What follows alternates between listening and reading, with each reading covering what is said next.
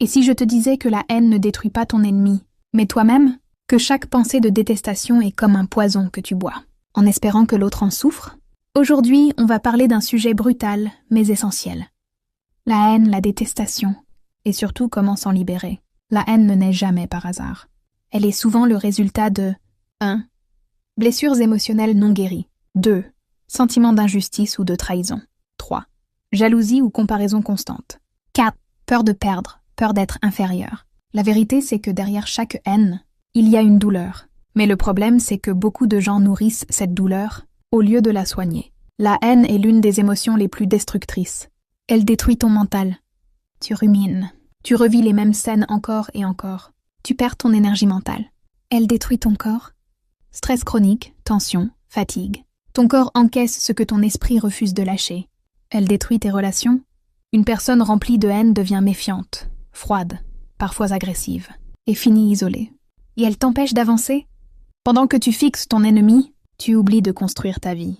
Si tu laisses la haine s'installer, tu deviens prisonnier de ton passé, tu développes de l'amertume, tu passes à côté d'opportunités, tu attires des situations négatives, tu peux même devenir ce que tu détestes. La haine transforme, et rarement dans le bon sens. Mais il y a une bonne nouvelle. Tu peux reprendre le contrôle. 1. Prendre conscience. Reconnais-la. Ne la nie pas. Dire « oui, je ressens de la haine » est le premier pas vers la libération. 2. Comprendre la source. Pose-toi une question simple. Pourquoi ça me touche autant?